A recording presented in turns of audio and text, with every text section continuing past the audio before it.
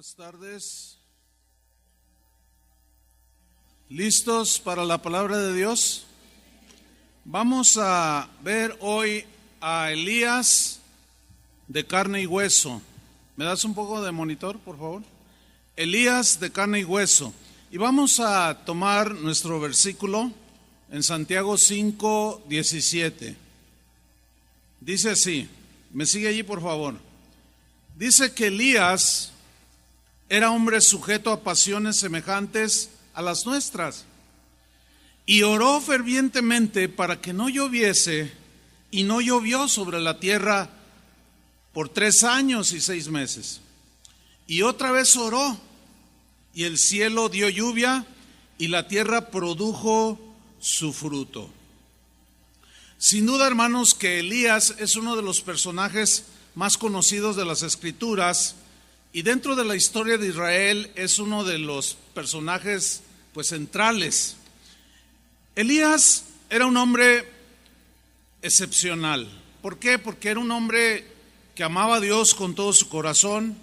Él había aceptado el llamamiento a ser profeta de Dios. Era un hombre de una fe realmente notable. En su vida estuvo rodeada de milagros extraordinarios. En una ocasión multiplicó el aceite y lo dio a una viuda para alimentarla. Resucitó al niño de una viuda.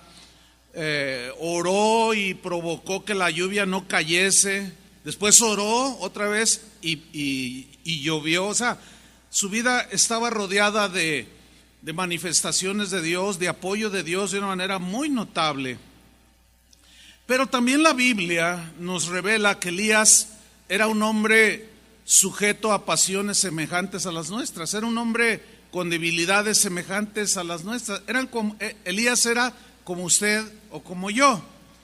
En la versión al día, Santiago 5:17, que es nuestro texto, lo traduce de esta manera. Elías, dice, era un hombre con debilidades como las nuestras. Es decir, que se entristecía, se desanimaba, se frustraba, lloraba, se alegraba, igualito a nosotros.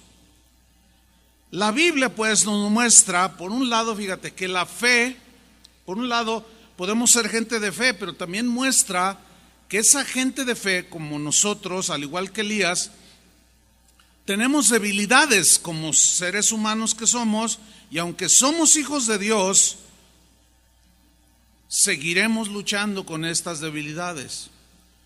Se puede ser un hombre de fe, se puede ser una mujer de fe al mismo tiempo, y al mismo tiempo tener sentimientos, tener debilidades muy humanas. Esas debilidades propias de todo ser humano estarán presentes aunque seamos gente de fe, aunque veamos por un lado manifestaciones tremendas de Dios, tengamos revelaciones de Dios, vamos a seguir teniendo sentimientos y debilidades propias del ser humano. Pero la pregunta pertinente es, ¿cómo es posible esto? ¿Cómo se puede ejercer la fe que mueve montañas por un lado y al mismo tiempo tener todos estos sentimientos que muchos son negativos, todas estas debilidades humanas con las cuales luchamos, nos afligen, en algunos casos nos atormentan? ¿Cómo? Bueno, la historia de Elías de carne y hueso nos va a dar luz. Vamos a aprender de algunas lecciones para nuestras vidas cuando estudiamos a continuación a Elías de carne y hueso. ¿Listos? Muy bien. Vamos a recordar un poco acerca de la enseñanza que les di acerca de Jezabel. ¿Se acuerdan? Bien. Acab era el rey de Israel en ese tiempo. Su esposa era la malvada Jezabel. Ambos habían cometido una serie de injusticias y de abusos. Ellos despojaron a un hombre llamado Nabat de su heredad. Terminaron asesinándolo. Ahí no quedó la cosa. El rey Acab, como un rey escogido por Dios, adoptó de una manera grosera, puedo decirlo así, la idolatría de su malvada mujer que adoraba a los Baales, a los dioses falsos. Y este hombre dejó a un lado la palabra de Dios. Pero lo más terrible que hizo fue desviar al pueblo de Dios a la idolatría de su esposa. Acab había cometido uno de los pecados más graves, aunque el asesinato, que es la idolatría. La idolatría es uno de los pecados más ofensivos contra Dios. ¿Por qué? Le voy a explicar. Porque Dios merece el primer lugar en todo. Dios está aquí. Y acá abajo están tus seres queridos, tus amigos, las cosas que te gustan, tu hobby, a los que les gusta el fútbol, ¿verdad? Se nota. Entonces, Dios tiene el primer lugar, merece toda la atención, todo el reconocimiento, toda la adoración. Y cuando cualquiera de nosotros pone cualquier otra cosa que está de este lado, que acabo de mencionar, lo pone en el lugar de Dios porque le da más importancia que a Dios, eso es idolatría. Quitar a Dios del lugar que le corresponde para poner lo que a ti te gusta antes que a Dios, ¿sí? Bien, esto ahí en el contexto. Hay un momento en el capítulo 18, si vamos ahí, versículo 17, cuando la Biblia nos narra acerca de uno de los triunfos, de las victorias más impresionantes que un profeta pudo haber tenido contra la idolatría o contra un rey idólatra. Dice, tuvo una victoria extraordinaria, y en el versículo 17 dice: cuando Acab vio a Elías que iba a hablar con él, a confrontarlo, le dijo a Acab a Elías: ¿eres tú el que turba a Israel? En la versión Palabra de Dios para Todos lo traduce así: ¿eres tú el que está causando problemas a Israel? En la versión en lenguaje actual traduce así: aquí está el causante de la desgracia de Israel. En otras palabras, Acab está acusando al profeta de Dios de que el pueblo andaba todo mal, de que el pueblo estaba sufriendo, y culpa a Elías. Aquí hay un principio: el culpable que no tiene argumentos siempre va a acusar a otros, nunca va a asumir su responsabilidad, nunca la asume, y siempre le echa la culpa a los demás. Y así estaba Acab. Ahora, ¿qué le respondió Elías? Dice el versículo 18: y él respondió: yo no he turbado a Israel. O como dicen las otras traducciones: yo no he causado problemas en Israel. Yo no soy el causante de la desgracia de Israel. De ninguna manera, Acab. Yo no he turbado a Israel, sino tú, le dice, tú eres el que ha turbado. Y la casa de tu padre, o sea, tu familia, empezando por la malvada de tu mujer. Ustedes son los que han causado los problemas en Israel. Y luego le dice la razón: dejando los mandamientos de Jehová y siguiendo a los Baales. Ahí está la idolatría. Porque cuando le das a otra cosa el primer lugar, ya iniciaste con tus dioses, ¿sí? Entonces tú has dejado la palabra de Dios, has dejado los mandamientos del Señor: no te harás imagen, no tendrás dioses ajenos delante de mí, y tú ahora los tienes, has hecho caso a la voz de tu mujer. Y dice en el versículo 19: envía pues, le dice Elías a Acab, envía pues ahora y congrégame a todo Israel en el monte Carmelo, y los 450 profetas de Baal y los 400 profetas de Acera que comen de la mesa de Jezabel.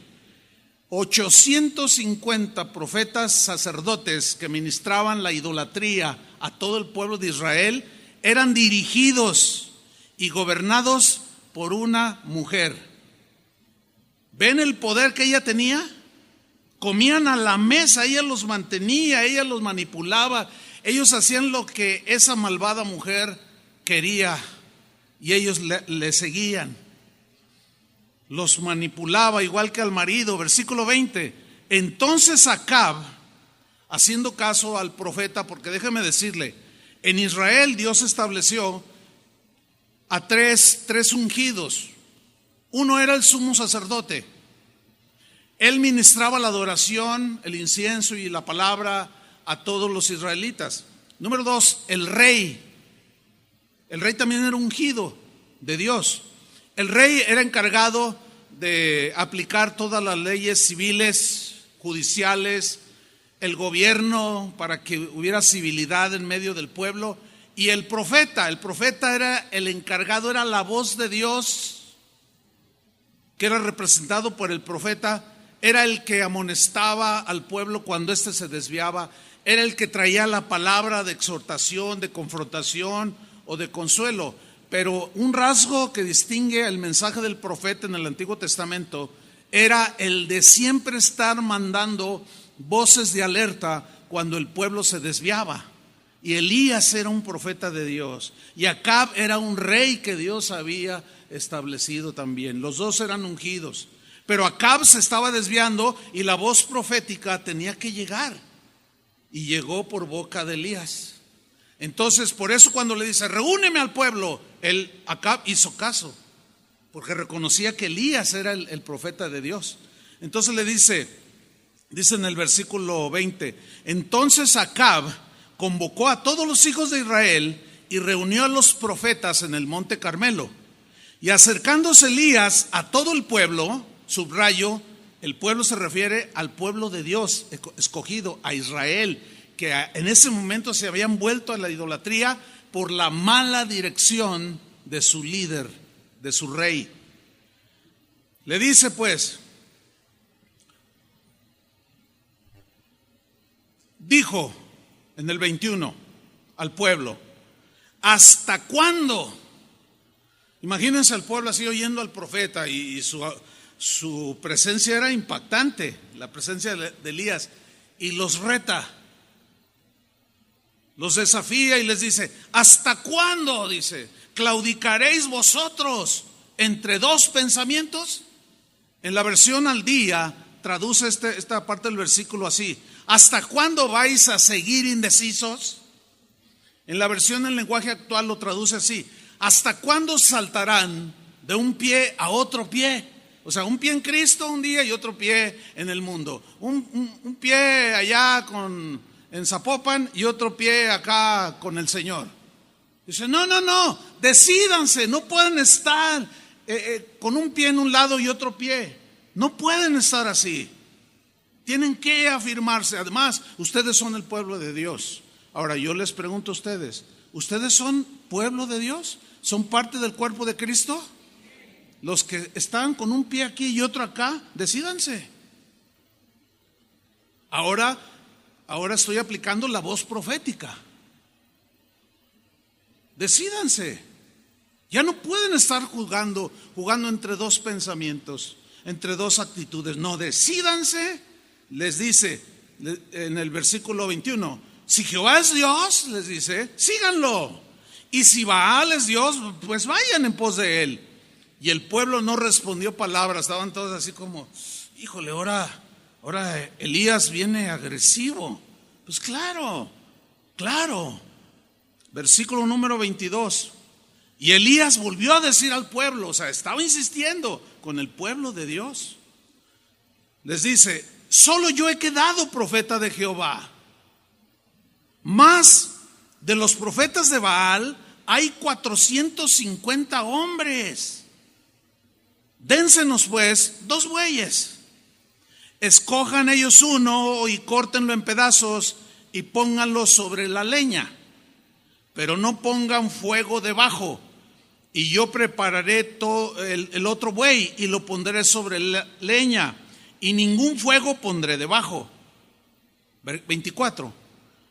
Invocad luego vosotros, le está diciendo al pueblo de Israel que se había desviado, invocad luego vosotros el nombre de vuestros dioses, de sus baales, de sus ídolos a los cuales se habían desviado. Los van a invocar. Y yo invocaré el nombre de Jehová. Y el Dios que respondiere por medio de fuego, ese es Dios. Otra versión dice, ese es el Dios verdadero.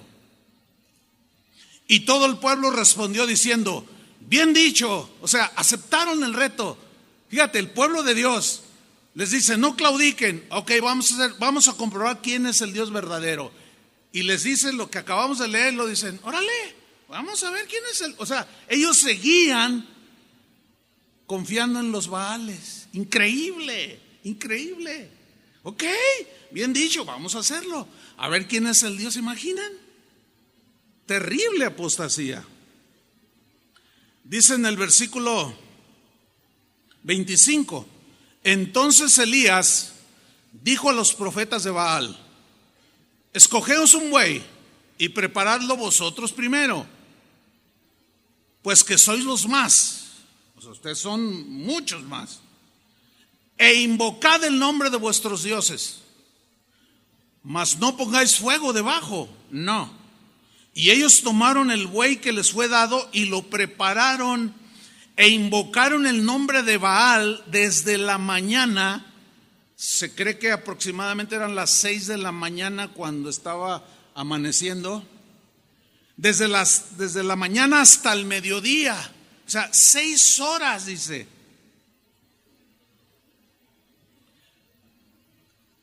¿Qué estaban haciendo? Diciendo, Baal, respóndenos durante 6 horas. Baal, respóndenos, Baal, respóndenos. Pero no había voz. ¿Por qué? Porque los ídolos de ellos tienen ojos y no ven. Tienen boca y no hablan. Tienen manos y no palpan. Tienen pies y no caminan. Y semejantes son todos aquellos que confían en los ídolos. No puede un leño, no puede un pedazo de metal, de plata o de oro o de yeso hablar. Y dice que durante 6 horas no había voz ni quien respondiese. Entre tanto ellos andaban saltando cerca del altar que habían hecho. Imagínenselos, saltando, brincando, ¿verdad? Alrededor, invocando y gritando, Baal, respóndenos, Baal, respóndenos, y nada. Aconteció al mediodía, o sea, 6 horas después, ellos seguían brincando y Elías se burlaba de ellos, dice, diciendo, gritad en alta voz. Esto es irónico lo que está diciendo, porque Dios es. Quizás está meditando o tiene algún trabajo, y lo oían y ellos brincando y danzando. Y Elías diciendo, o tiene algún trabajo por ahí, o a lo mejor va de camino, o tal vez se durmió. Y hay que despertarle, dice. Y aquellos, dice, versículo 28, y ellos clamaban a grandes voces, ya eran unas voces desaforadas totalmente. Y se sajaban con cuchillos el cuerpo, y con lancetas se picaban, conforme a su costumbre pagana totalmente, hasta chorrear sangre sobre ellos. ¿Se imagina qué imagen tan más grotesca de idolatría? Pues en nuestros tiempos no es muy lejano a esto. ¿Cuántos hemos visto en Semana Santa, por ejemplo, y en muchos lugares de adoración pagana, a gente yendo de rodillas por 1 kilómetro, llegando a los altares con las rodillas floreadas, ensangrentados? ¿Cuánta gente no se golpea las espaldas? Se pican, se cortan para que su Virgen, para que su Dios, para que su santo los escuche. Todo eso es idolatría, estimados hermanos. Sigo leyendo. Versículo 29. Pasó el mediodía y ellos siguieron gritando frenéticamente hasta la hora de ofrecerse el sacrificio. Otras 6 horas. ¿Se imaginan ustedes? 12 horas brincando, clamando y nada. Pero no hubo ninguna voz, ni quien respondiese ni escuchase. Entonces dijo Elías a todo el pueblo, después de casi todo el día, dice, acérquense, vengan a ver lo que voy a hacer, acérquense todos. Y todo el pueblo se acercó, y él arregló el altar de Jehová que estaba arruinado, porque ya no lo usaban. hacían sacrificios a los Baales. Y él empezó a arreglarlo. Y tomando Elías 12 piedras, conforme al número de las tribus de los hijos de Jacob, al cual había sido dada palabra de Jehová, diciendo: Israel será tu nombre, edificó con las piedras un altar en el nombre de Jehová. Cada piedra que él iba poniendo allí, dice que eran 12, vino a la mente sin duda de todo el pueblo idólatra, apóstata. Yo soy de una tribu, tú eres de una tribu, como queriendo hacer por medio de esa acción que recapacitaran también. Ustedes son de las 12 tribus de Israel, ustedes son el pueblo de Dios. ¿Qué han hecho? Y sigue construyendo Elías el altar. Y dice que en el versículo 32, edificó con las piedras un altar en el nombre de Jehová. Después hizo una zanja alrededor del altar en que cupieran 2 medidas de grano, o sea, bastante profundo. Preparó luego la leña y cortó el buey en pedazos, lo mismo que hicieron los profetas de Baal, y lo puso sobre la leña y dijo: llenad 4 cántaros de agua. Vamos, traigan 4 cántaros y derramadlas sobre el holocausto y sobre la leña. Y dijo, y una vez que lo hicieron, dijo: háganlo de nuevo. Y otra vez lo hicieron. Y dijo aún: háganlo la tercera vez. Y lo hicieron la tercera vez. O sea, quedó todo empapado de agua aquel sacrificio. Versículo 35. De tal manera que el agua corría alrededor del altar y también se había llenado de agua la zanja. Cuando llegó la hora de ofrecerse el holocausto, se acercó el profeta Elías, todos mirando, y dijo, fue una invocación, así como los profetas falsos invocaron a sus dioses. Ahora el profeta de Dios dice: Jehová Dios de Abraham, Jehová Dios de Isaac y de Jacob, o Israel, sea hoy manifiesto que tú eres Dios en Israel. Y como dice una versión, que tú eres el Dios verdadero, e Israel le sirve. Y que yo soy tu siervo, yo soy un verdadero hombre de Dios, un verdadero profeta. Sea hoy manifiesto que tú eres, yo soy tu siervo, y que por mandato tuyo he hecho todas estas cosas. Esta última frase que acabo de leer, que por mandamiento tuyo he hecho todas estas cosas, quiero enfatizarlo de la siguiente manera. Hay muchas historias en la Biblia de las cuales la misma Biblia dice que fueron escritas para nuestra enseñanza. Pero muchas historias como la que estamos leyendo no existe, o no son historias nada más que narran lo que sucedió, pero no son mandamientos para que hagamos lo mismo. Hay un montón de historias, por ejemplo, como la famosa episodio cuando Dios le dice a Josué: denle 7 vueltas a Jericó y luego griten y se va a caer los muros, y así lo hicieron. Bueno, nos está narrando lo que Dios les dijo a ellos que hicieran. Aquí Elías dice: esto que estoy haciendo, Dios me mandó que lo hiciera. Y aquí quiero mencionar algo. Un error que cometemos los cristianos es tomar estas historias y tratar de repetirlas. Por ejemplo, ¿cuántos de nosotros no hemos sabido de reuniones que se hacen a nivel ciudad o qué sé yo? Y vamos a darle 7 vueltas a la ciudad, vamos a darle 7 vueltas a la catedral para que se caiga. Y ahí sigue la catedral. Vamos a darle 7 vueltas a la ciudad para que caiga los muros del narcotráfico. Y hoy está más próspero que nunca. ¿Por qué? Porque Dios no nos mandó eso a nosotros. A nosotros nos mandó ir a predicar. La única manera que una persona puede cambiar es cuando se convierte a Cristo. No tumbando catedrales ni tumbando así, diciendo cosas. Así no es la guerra, hermanos. En ese tiempo era literal. En el tiempo de nosotros es una guerra espiritual. Acuérdense que no tenemos lucha contra personas, sino contra huestes espirituales de maldad. Y la lucha, la guerra, ¿cómo es? es espiritual. Entonces aquí es muy importante que tomemos en cuenta esta frase, porque por mandato tuyo he hecho todas estas cosas. O sea, no es un invento de él, no es algo que se le ocurrió. Vamos a hacerle como le hizo Elías. Vamos a hacer como lo hizo Josué. Vamos a hacer como... No es así. Sigo leyendo.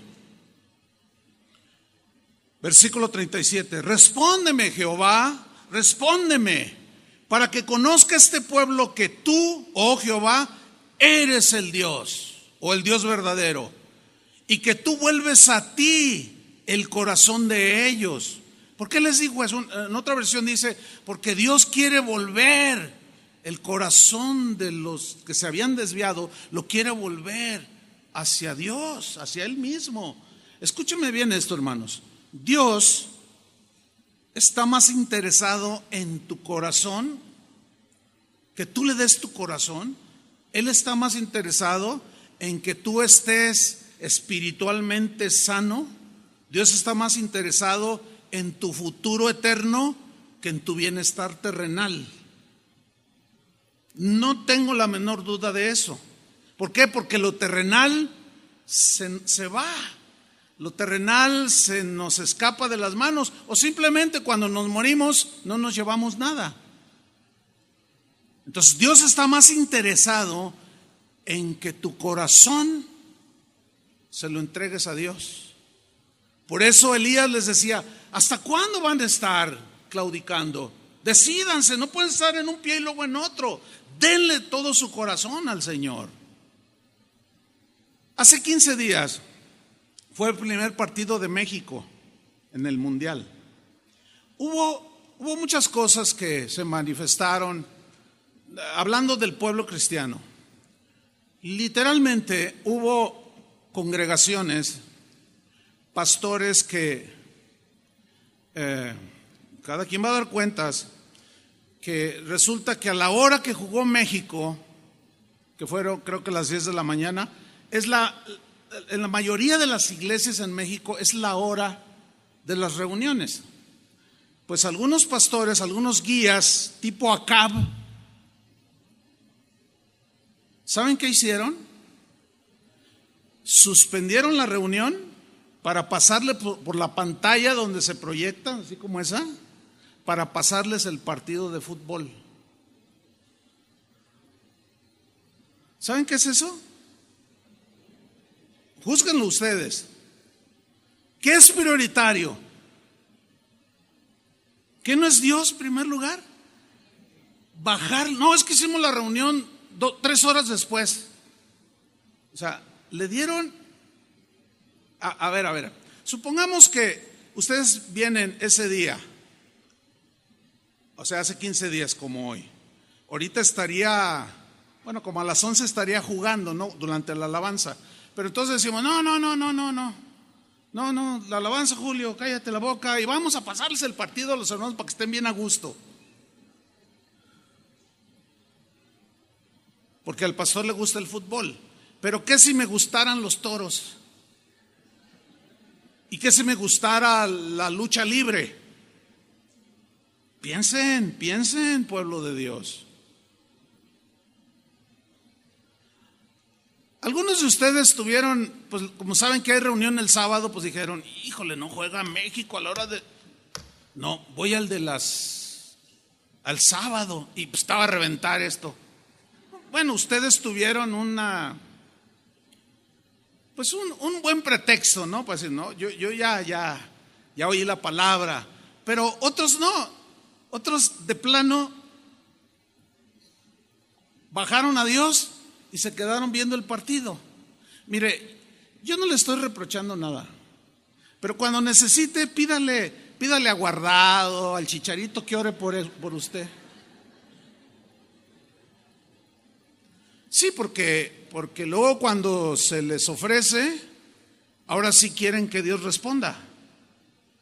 Es un corazón idólatra, hermanos, se los tengo que decir con claridad. Si no, los estaría engañando. Y Dios me demandaría a mí. Hubo pastores que me llamaron y me dijeron: pastor, ¿cómo estuvo la asistencia en tu servicio a la hora del partido? Le dije: pues estuvo dentro de todo bien, pero sí, hubo gente. Me dice un pastor de aquí, de una colonia aquí cercana, dice: yo tengo como 220, dice, había como 20, dice. Le digo: híjole, ¿no estarás haciendo como Acab tú? No, pasó, ¿cómo crees? Yo no los estoy desviando, pero son bien idólatras. Bueno, allí tienes que trabajar para volver el corazón de la gente hacia Dios.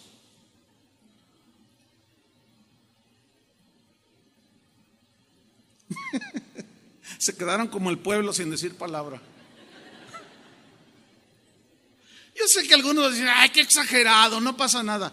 No, así empezó Acab. No pasa nada, no pasa nada, no pasa nada, no pasa nada. Y siguen y se empiezan a desviar. Ese es el peligro. Tenemos que ser de una sola pieza, hermanos. No podemos tener un pie aquí y otro pie acá. Pero sigamos adelante. Ya no sé ni dónde me quedé. Él está invocando: respóndeme, oh Jehová, que tú eres el Dios, versículo 37, y que tú vuelves a ti el corazón de ellos. Versículo 38. Entonces dice: cayó fuego de Jehová como prueba de que el Dios verdadero era él, y consumió el holocausto, la leña que estaba mojada, las piedras y el polvo, y aún lamió el agua que estaba en la zanja. Mire el 39, viéndolo todo el pueblo, se postraron y dijeron: Jehová es el Dios, Jehová es el Dios. Pero déjame decirle una cosa, este versículo, ya cuando leemos todo el contexto como lo vamos a hacer, nos vamos a dar cuenta que fue pura emoción. Aquí parece como que se convirtieron. Así sucede lo mismo en este tiempo. Ven las maravillas de Dios, ven que Dios se manifiesta. ¡Ay, sí! No, yo vi que le creció la pierna. Tremendo el poder de Dios. Y luego al rato se van otra vez con Baal. Así estaban estos. Aunque se postraron, no eran genuinos. Pero aún así gritaron, convencidos pero no convertidos: Jehová es el Dios verdadero. 40. Entonces Elías les dijo: prended a los profetas de Baal para que no escape ninguno. Y ellos los prendieron y los llevó Elías al arroyo de Sison y ahí los degolló. Esta es una escena dura. Mire, déjeme tratar de explicarle brevemente. En aquellos tiempos, cuando el rey no aplicaba la ley, ¿se acuerda que la ley de Moisés decía que los adúlteros al ser encontrados debían de morir apedreados? El castigo era pena de muerte. La idolatría era pena de muerte. También en esos tiempos. En esos tiempos de la gracia ya no se obra así. Ahora se da un mensaje, pero ya no se obra de manera literal. Pero de manera espiritual, la Biblia dice en Colosenses: haced morir en vosotros lo terrenal, idolatría, avaricia, pasiones desordenadas. Y la frase haced morir lo terrenal en el griego es una frase que implica ahorca, ahoga, así, haced morir en vosotros lo terrenal. O sea, lo ahorcas, lo asfixias y lo matas. Matas las pasiones desordenadas, la avaricia, que es idolatría. Ya no es como en esos tiempos. No sé si me expliqué. Ahora es en sentido espiritual. Nuestra lucha contra la idolatría, nuestras pasiones que están anidadas en nuestro cuerpo. Dice el versículo 41: entonces Elías dijo a Acab: sube, come y bebe, porque una lluvia grande se oye. Porque Elías había orado y le dijo: Señor, trae juicio sobre tu pueblo, haz lo que en pasajes anteriores, que ellos reaccionen. Entonces Dios le dice, ora que no llueva. Y él oró y la lluvia se detuvo, lo que produjo hambruna en el pueblo. Por eso Acab le dice: tú eres el que turbas a Israel. No, yo no, eres tú, es por tu culpa, yo no tengo nada que ver aquí. Entonces le dice: mira, rey, sube y bebe, porque una lluvia grande se oye. Y Acab subió a comer y a beber. Y Elías subió a la cumbre del Carmelo y postrándose en tierra, puso su rostro entre las rodillas. Estoy en el versículo 43. Y dijo a su criado: sube ahora y mira hacia el mar. Y él subió y miró y dijo: no hay nada. Y él volvió a decir: vuelve 7 veces. A la 7ª vez dijo: yo veo una pequeña nube como la palma de la mano de un hombre que sube del mar. Y él dijo: ve y dile a Acab, córrele, unce tu carro y desciende para que la lluvia no te ataje. Por eso Santiago dice que Elías era un hombre igual con debilidades como las nuestras, pero la oración eficaz del justo puede mucho. Y Elías oró para que no lloviese y no llovió, y oró para que lloviese y llovió, pero era igual que nosotros en debilidades. Se refería a este pasaje. Versículo 45: aconteció estando en esto que los cielos se oscurecieron con nubes y viento, y hubo una gran lluvia. Y subiendo Acab vino a Jezreel. Y la mano de Jehová estuvo sobre Elías, el cual ciñó sus lomos y corrió delante de Acab hasta llegar a Jezreel. Este fue uno de los triunfos del profeta Elías, de las victorias más espectaculares que cualquier profeta haya vivido en los tiempos bíblicos. Pero a continuación entramos en la materia, Elías de carne y hueso, de cómo somos tan débiles, de que un momento estamos en la victoria con el ánimo acá arriba y Dios es poderoso y en el nombre de Jesús, y en unas cuantas horas estamos derribados, desanimados, frustrados, heridos, sin aliento alguno, inseguros, llenos de temor. Ese es el problema en nosotros los humanos, y los cristianos no estamos exentos. Vamos pues a lo que sigue en el capítulo 19. Termina el 18, sigue el 19, versículo 1 y dice: Acab dio a Jezabel la nueva de todo lo que Elías había hecho y de cómo había matado a espada a todos los profetas. Miren, pongan atención, lean con atención. Le dio la nueva de todo, lo cual comprueba, o sea, le dio todo el informe a su esposa Jezabel, lo cual comprueba que la que realmente gobernaba y estaba detrás de todo, ¿quién era? La malvada Jezabel. Con punto y coma le dijo todo lo que Elías había hecho. Ayer alguien me mandó un meme. Todos saben lo que es un meme, ¿no? De esas fotos que traen así escritos. Y decía el meme, refiriéndose a las elecciones de hoy, y decía, estaban las fotos de los 4 candidatos y decía: tú puedes votar por cualquiera de esos para que te gobierne, pero en realidad la que te gobierna es tu mujer. ¡Qué ingenio! Y claro, solté la risa yo, ¿no? Pero aquí Jezabel estaba gobernando al rey. Ahora yo hago una aplicación en nuestro contexto. Varón, ¿quién gobierna en tu familia? ¿Tú o tu esposa? ¿Quién es la cabeza del hogar? ¿Tú o tu esposa? ¿Quién gobierna? ¿Quién dirige? ¿Quién guía? ¿Quién provee? ¿Quién da dirección? ¿Tú o tu esposa? ¿Se fijan cómo la palabra de Dios, aunque como en esta historia, es hace 3000 años de esto, casi, un poquito menos? ¿Cómo tiene actualidad el mensaje de Dios? Porque son las acciones de los hombres las que Dios rechaza y las buenas acciones las que Dios acepta de los seres humanos. Y Él puso un orden en la familia. Entonces va y le reporta todo.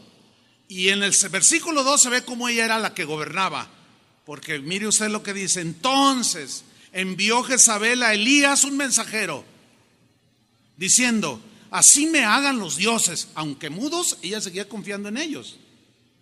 Así me hagan los dioses y aún me añadan, si mañana a estas horas yo no he puesto tu persona como la de uno de ellos. ¡Wow! O sea, llega acá: oye, fíjate, Jezabel, que pasó esto y esto. Ahorita va a ver. Y ella toma la iniciativa: a ver, tú ven para acá, voy a decirle a ese Elías que mañana yo le corto el cuello. Ahora, unas horas antes él se había enfrentado a 850 profetas y Dios le dio la victoria. Y miren la reacción en el versículo 3. Viendo pues el peligro, se levantó y se fue. Una versión dice: se levantó y huyó para salvar su vida. A ver, aquí hay algo inexplicable. Él tuvo una victoria impresionante, espectacular. Dios había mostrado que él era el Dios verdadero, que Elías era el profeta, que Dios estaba con él. Y luego una señora lo espanta.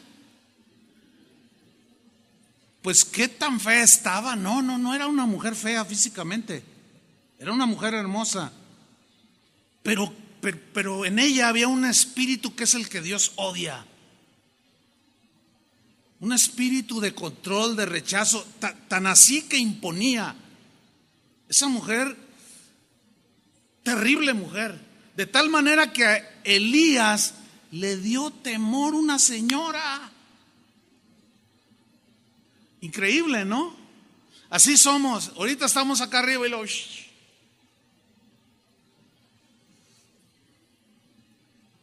Y se fue para salvar su vida. Y vino a Bérseba, que está en Judá, y dejó allí a su criado. Tú quédate, a ti que te den cuello, pero yo me voy. Más vale que digan: aquí corrió que aquí quedó. Ahí nos vemos. Dice el versículo 4. Y él se fue por el desierto un día de camino, y vino y se sentó debajo de un enebro, y deseando morirse. ¿Se da cuenta cómo Elías en su vida cae en un estado de depresión, de desánimo, de intranquilidad, de ansiedad? Y de su boca sale uno de los lamentos más desesperados que un ser humano puede hacer. Fíjese, yo quiero que usted trate de encuadrarlo bien. Una victoria tremenda, por un lado, y a las cuantas horas está todo desanimado, todo temeroso. Y él le dijo al Señor, o sea, se sentó debajo de un arbusto y quería morirse. Y dijo: basta ya, Jehová, ya, quítame la vida, pues no soy yo mejor que mis padres. En ese lamento de Elías, él estaba dejando ver toda su debilidad. Hoy podemos sentirnos bien fuertes en el Señor. Les hago una pregunta: ¿alguna vez se ha sentido así? Yo sí. ¿Ustedes no?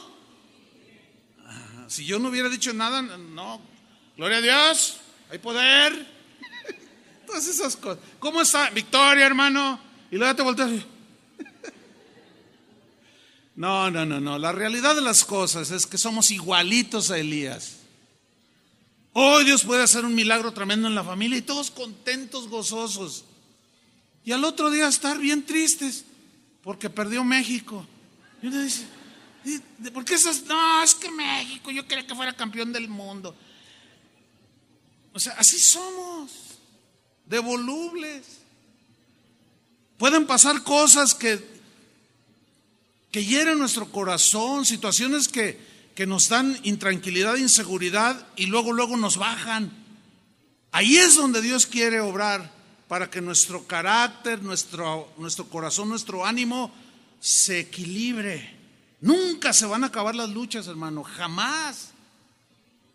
Pero sigamos con la historia, porque es muy ilustrador la vida de este hombre.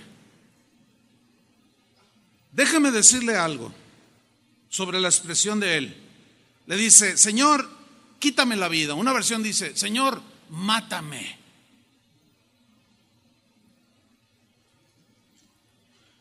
Hay en internet circulando una doctrina que es salida del infierno mismo, hermanos.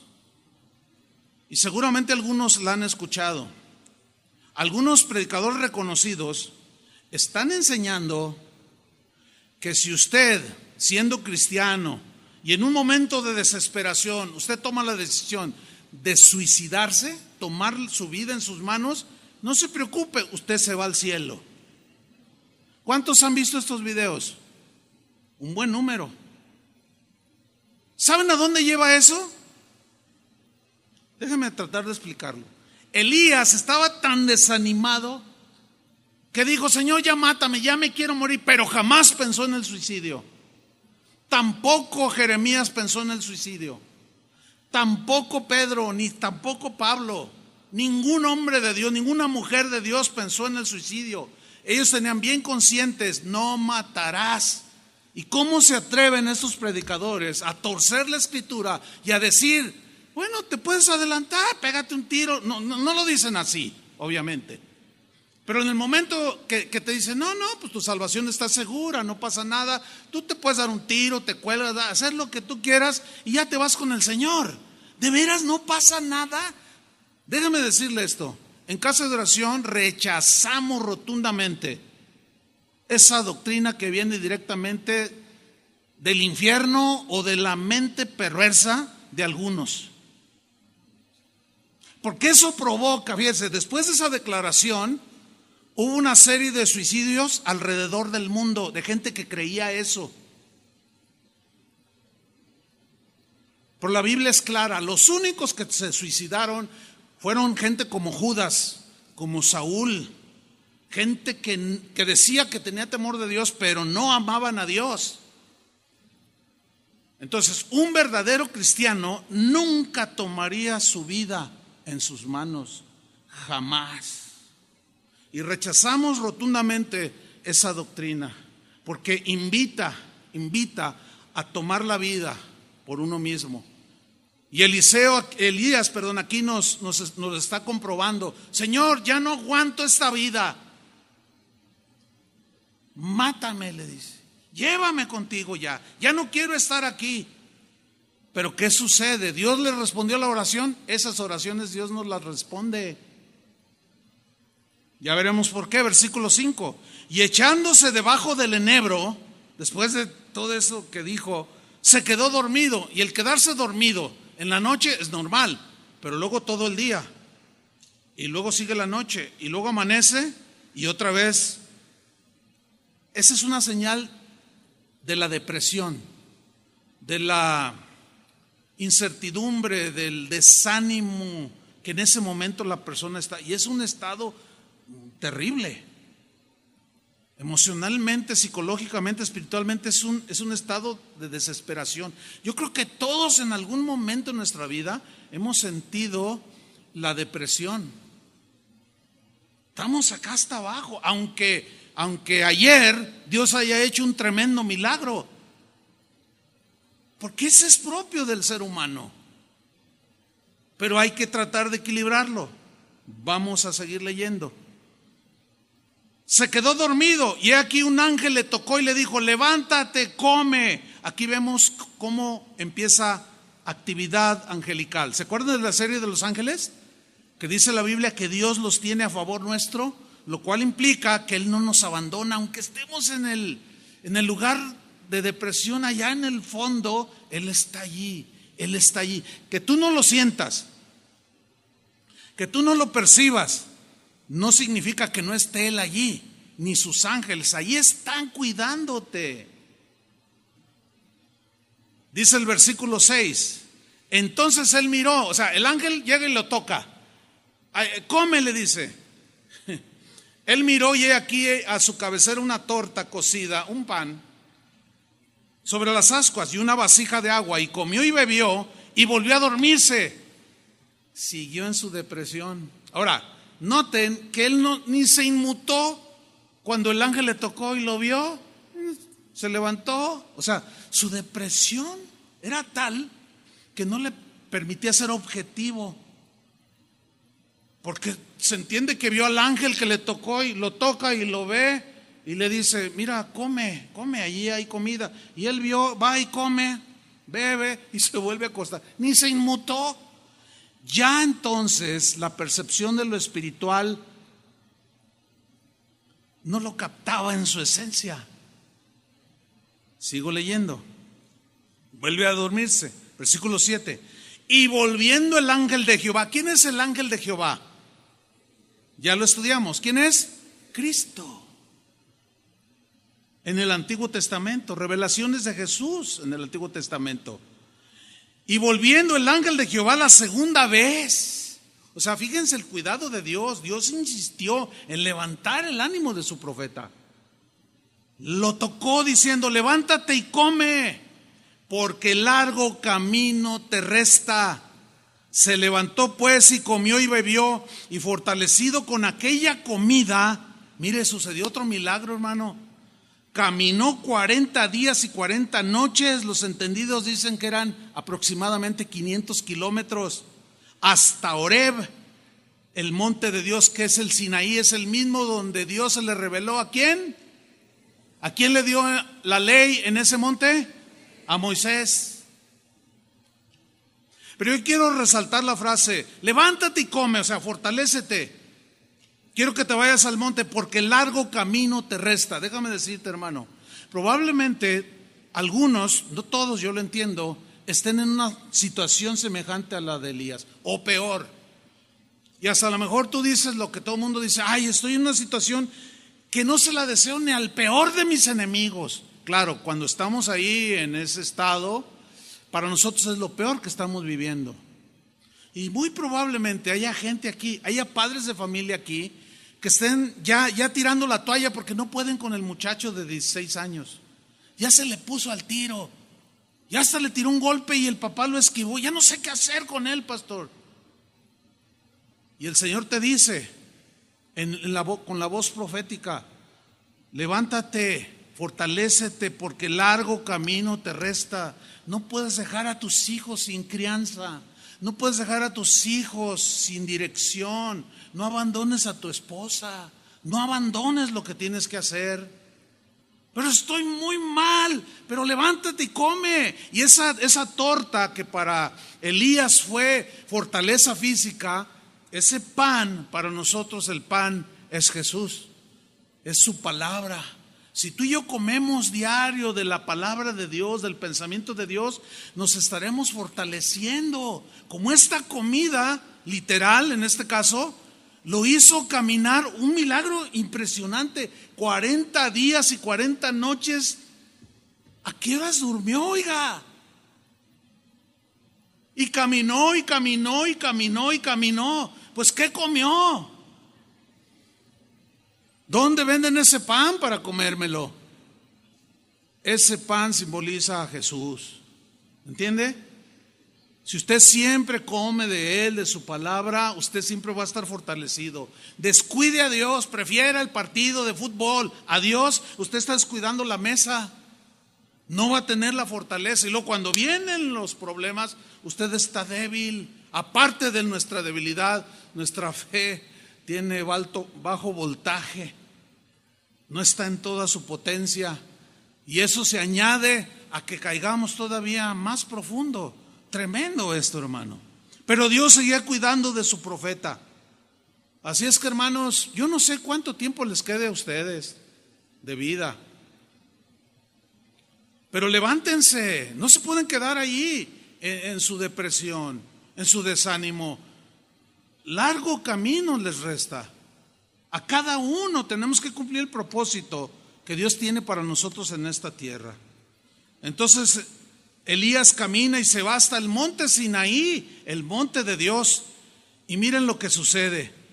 Otra vez experimenta milagro de fuerzas físicas, porque Dios da esfuerzo al cansado y da fuerzas y multiplica al que no tiene ningunas. Y los jóvenes flaquean y caen, pero los que esperan en el Señor, ¿qué? Tendrán nuevas fuerzas. Mire, hermano, en este mes junio de 1982, hoy estamos en 1 de julio, pero el mes pasado, en 1982, inició Casa de Oración, hace 36 años ya, pues más de la mitad de mi vida. Déjeme decirle, hemos pasado muchas situaciones, pero aquí seguimos, ¿entiende? ¿Por qué? Porque Jesús ha sido nuestro pan, Jesús ha sido nuestra fortaleza, y hasta el día de hoy el Señor ha estado con nosotros. El Señor nos ha sostenido, el Señor ha suplido, hemos visto maravillas sin número, pero aún así, todavía de cuando en cuando entramos en situaciones así. Y otra vez vuelve Elías a experimentar un milagro. Y miren lo que hace en el versículo 9. Llega al monte Sinaí y ahí se metió en una cueva donde pasó la noche. Una cueva. Mira, algunos eruditos dicen que es la cueva donde, según Éxodo capítulo 33 me parece, Moisés se metió en la hendidura de una peña. O sea, había una cueva, era una roca, y se metió allí en una cueva. Bueno, allí fue y se metió en una cueva. Y vino a él palabra de Jehová, lo subrayo, vino palabra de Jehová, el cual le dijo: ¿qué haces aquí, Elías? Sígame con mucha atención, ¿qué haces aquí, Elías? Y él respondió: Señor, es que he sentido un vivo celo por Jehová, del Dios de los ejércitos, porque los hijos de Israel han dejado tu pacto, se han olvidado de ti, te han abandonado, te han cambiado por los Baales. Eso es en síntesis lo que está diciendo. Han derribado tus altares, ya no hacen adoración a ti, y han matado a espada a tus profetas, le dice, y solo yo he quedado. Y luego dice: y me buscan para quitarme la vida. ¿Saben por qué se metió en la cueva? Seguía con su temor, seguía con su depresión. Miren, hermanos, en una ocasión, yo quizá he contado esto que voy a decir ahora una vez o dos veces, no sé si aquí o en algún lado, pero en una ocasión empezaron a entrar llamadas que quedaban grabadas. A veces era en vivo, la secretaria de ese entonces recibía las llamadas y eran amenazas de muerte. Decían cosas como: dígale a ese Chuy García que lo voy a matar, que se cuide. Pero la secretaria no decía nada y la notábamos nerviosa. Después, un día: oye, pues ¿qué tienes? ¿Qué te pasa? Es que los quieren matar, pastor. ¿A quién? Y nos enseña unas grabaciones, porque ella grabó. Y decían: dígale a ese Chuy Olivares que lo voy a matar. Dígale que se cuide y en el menor descuido lo voy a hacer pedazos. Y dígale a ese Chava Pardo y a ese Toño Ortiz. O sea, nos iban a desaparecer. En ese momento mi ánimo estaba como el de Elías con los 450 profetas. Eso dice: pero no te preocupes, Dios está con nosotros. Y cuando ya me fui a mi casa, cuando voy a salir por la puerta, tenía estacionado mi auto en la calle aquí, salgo y me paro y... 5.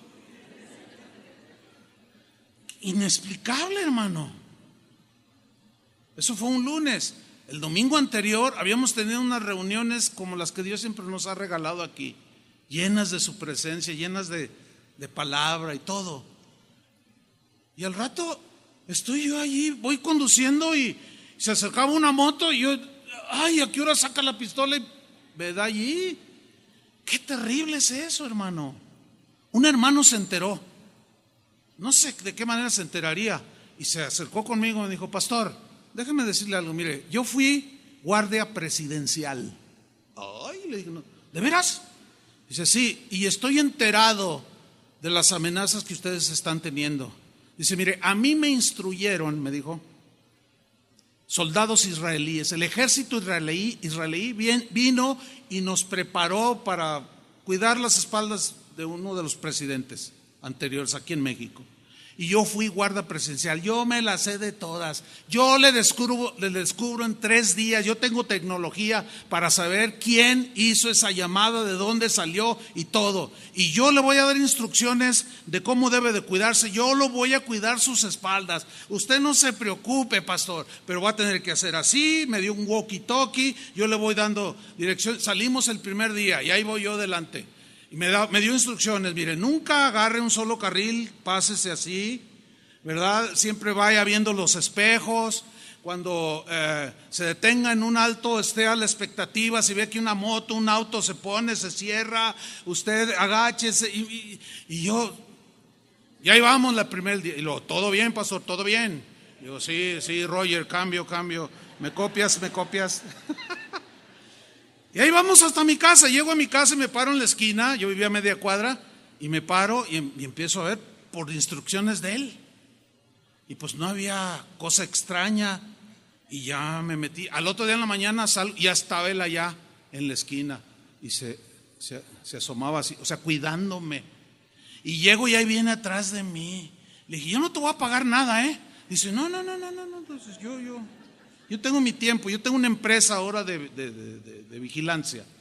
Por cierto, ese hermano ya murió, está con el Señor.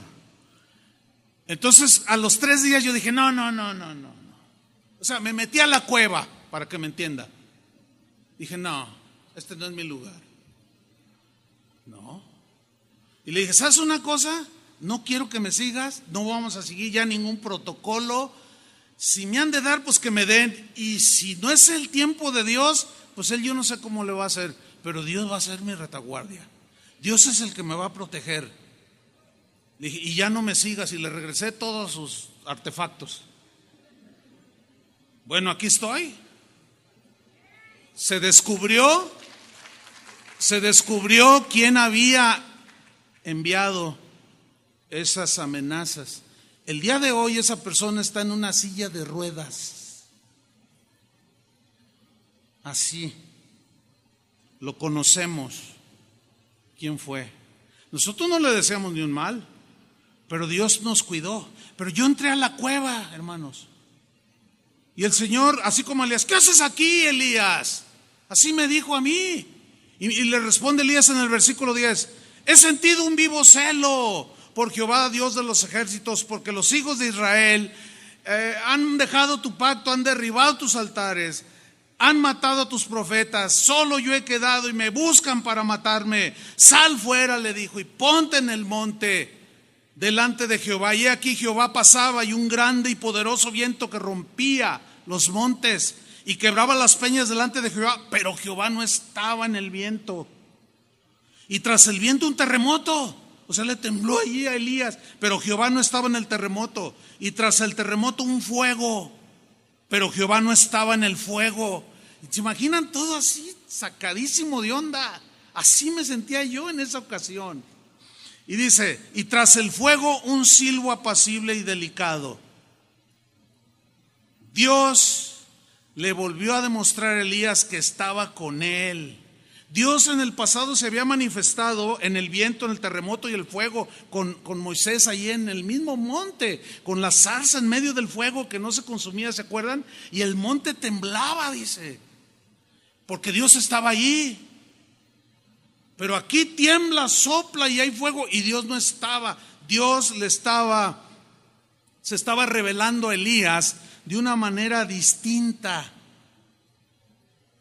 Y Dios siempre se va a revelar a ti de una manera como Él quiere, distinta. No tiene que ser igual, pero aquí hay un principio. A Elías se le reveló en un silbo apacible y delicado. Dios le estaba enseñando a su profeta que estaba al tanto de él, que debía aprender una lección, que después de la tormenta viene la calma. Pero no tienes que quedarte en esa cueva, Elías.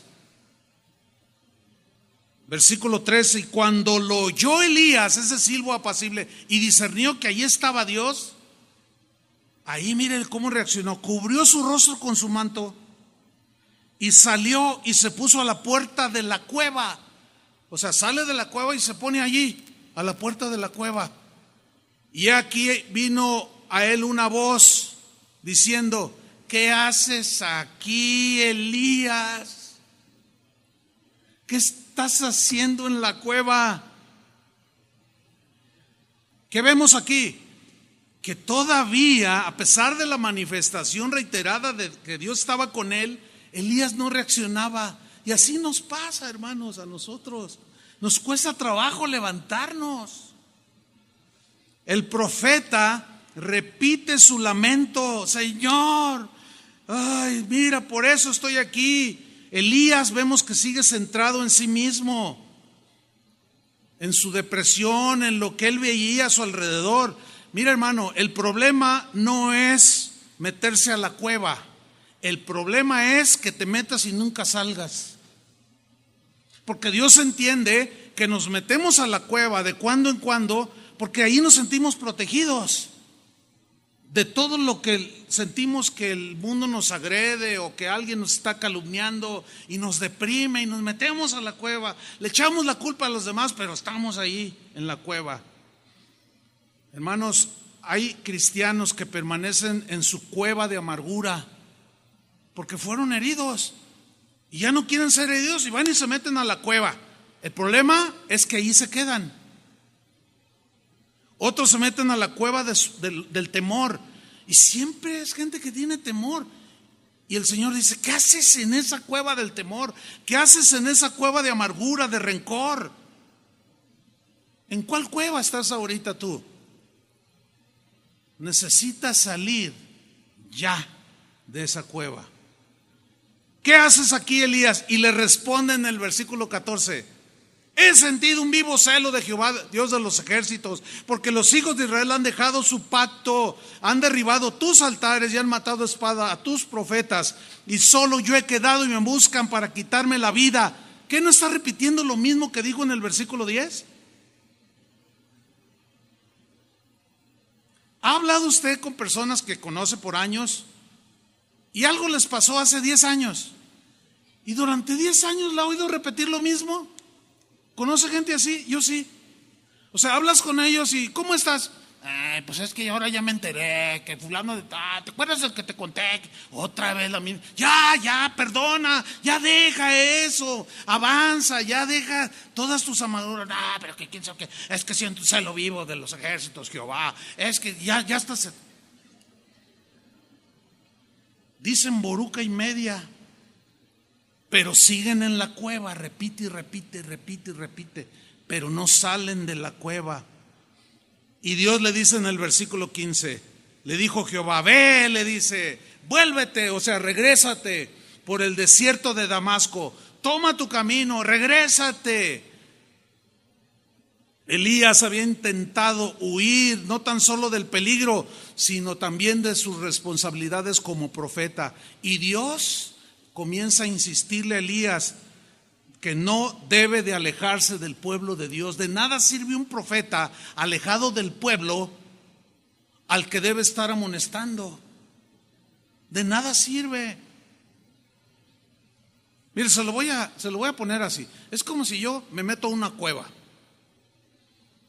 Porque, ay, qué mala onda, cambiaron al Señor por un partido de fútbol. No, este pueblo no entiende. Yo soy un hombre celoso de Dios y me meto en mi cueva de amargura. Y de pronto estoy ahí en la cueva y digo: no, ¿saben qué? Ahí nos vemos. Y me voy a Tijuana, me voy lejos. Y estando allá, ¿qué haces acá? Tú deberes estar allá.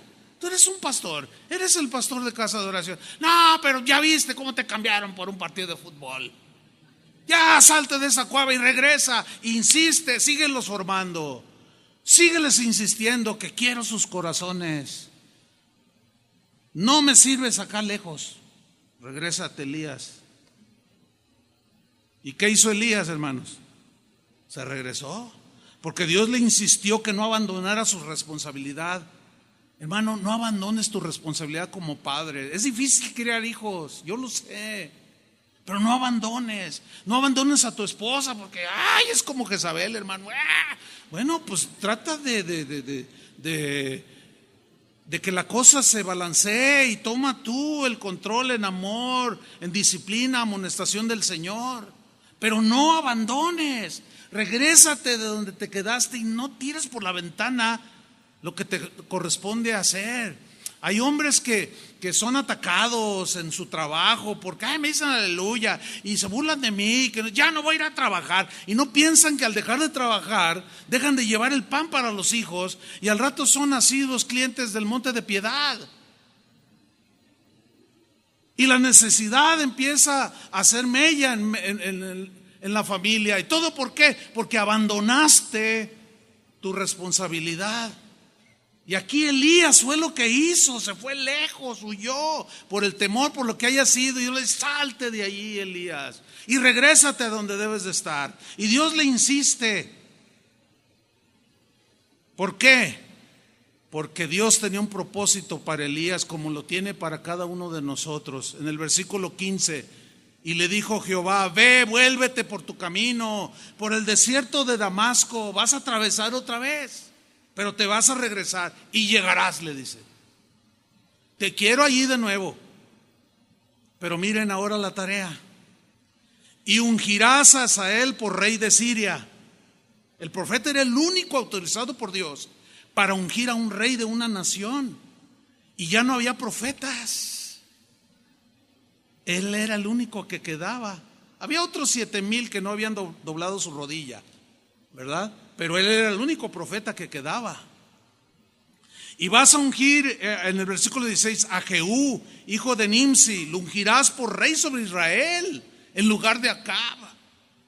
Y a Eliseo, hijo de Safat, de Abel Mejola, ungirás, lean con atención, para que sea profeta en tu lugar. Elías debía terminar su misión en esta tierra. También nosotros, hermanos, debemos de terminarla. Pero no podemos quedarnos en la cueva, ¿entiende? Cuando yo entro a la cueva, siempre vienen a mi mente estas palabras: levántate porque te resta mucho camino por recorrer. Y esas palabras, como conozco la historia, pues sí, estoy ahí mediodía o un día ahí en la cueva. O todo así agüitado, por muchas razones. A veces me siento débil, pero luego ya viene la palabra del Señor y empieza la actividad angelical, porque Él tiene cuidado de nosotros. Y luego me empieza a hablarme, sal, ya toma tus cosas y haz lo que tienes que hacer. Y yo siento eso y empiezo a sentir otra vez ahorita tengo el ánimo hasta acá, pero mañana que pierda México no sé si me vuelvo a ir otra vez a la cueva. El problema es, a donde Dios nos quiere llevar, hermanos, es a un equilibrio. O sea, las debilidades siempre van a estar allí, pero tenemos que enfrentarlas en la fuerza de Dios, con la fe en Dios. Y cada vez que nos vayamos o nos metamos a la cueva, acuérdate que no puedes permanecer allí mucho tiempo. No puedes. Salte de la cueva. Elías debía terminar su ministerio. Pablo decía: he terminado la carrera, he guardado la fe. Yo quiero decir lo mismo. Una de mis oraciones continuas es: Señor, concédeme que el último día de mi vida yo te sea fiel a tu palabra, fiel a mi esposa, fiel al ministerio. Esa es una de mis oraciones más que otras. Yo le voy a decir algo. Yo rarísima vez, no me acuerdo la última vez que yo le pedí algo material a Dios. No me acuerdo.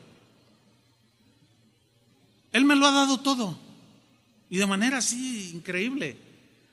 Pero yo sé que eso no es lo más importante. Para mí lo más importante es que Él avale nuestro ministerio, nos apoye, nos aliente. Y cuando nos metemos a la cueva, pues, porque así somos débiles, salgamos y sigamos adelante. Amén, hermanos. Cierra sus ojos un momento. Sin duda, no salga nadie, todavía no terminamos. Les voy a agradecer para no distraer. Además, el llamamiento final es importante. Pero entiendo perfectamente que es muy probable que algunos estén en una situación como la de Elías. Yo he estado es más, yo a veces he predicado estando en una cueva. Pero también he aprendido a no hacer caso de eso y salgo y expongo y pongo todas mis ganas, toda mi confianza, y Dios siempre ha respondido, y Dios nos va a responder como le respondió Elías, porque nuestro Dios, nuestro Señor Jesucristo es el Dios verdadero. ¿Cuántos dicen amén? Así es que si hay alguno aquí que está en su cueva, que está en esa situación, póngase de pie, no le dé vergüenza, porque pues así somos. Yo mismo les he dicho, yo he entrado muchas veces a la cueva y siempre así como Elías, ¿qué haces ahí? Ya sal, anda, perdona y sigue adelante, anda, haz esto y ya, sigue adelante. Y hasta este día Dios nos ha ayudado. La Biblia dice que cuando un hermano llora, debemos llorar con él, porque así como hemos sentido lo que ellos ahorita sienten, pues qué alentador es que alguien ore por nosotros, ¿no es cierto? De manera que vamos a orar por nuestros hermanos que están de pie. Hay un buen número de personas. Ahora los que están sentados, voy a pedir que miren a su alrededor y va a haber alguna o algunas personas que necesitan pues la oración. Allí vamos a ser como un profeta del Señor, donde vamos a ir y vamos a orar. Así como Elías oraba por su pueblo, así como Ezequiel intercedía por el mismo pueblo, y así como el Espíritu de Dios nos ha alentado a nosotros. Pero sí quiero decirles algo, hermanos, desechen de su mente la idea de suicidio, porque te vas a ir al infierno si tú lo haces. Te vas a ir al infierno si tú lo haces. No lo hagas. Confía en el Señor. Oremos por nuestros hermanos. Ayudemos a sacarlos de la cueva. Por la palabra de Dios, así como Jesús le dijo a Lázaro, sal, y salió de la tumba. Así la palabra de Dios te ha dicho hoy, sal y sigue tu camino. Padre, en el nombre de Jesús te damos muchas gracias por tu palabra, Señor, que es nuestro pan de cada día, que nos fortalece, que nos dirige, nos guía, nos exhorta. Gracias, Señor, porque tú a través de esta tu palabra nos muestras que a pesar de que Elías era un hombre de fe, con una fe tremenda, hechos poderosos, espectaculares, maravillosos, él seguía siendo un hombre de carne y hueso, que se equivocaba, que tenía sentimientos encontrados, se frustró, se desanimó, se desalentó, sintió miedo, y así nos pasa a nosotros también, Señor. Una señora me escribía, hermanos, me decía, pastor, siento que ofendí a Dios, Dios ya me desechó, porque yo estaba desanimada y ya no confiaba en Dios. Yo le dije, jamás.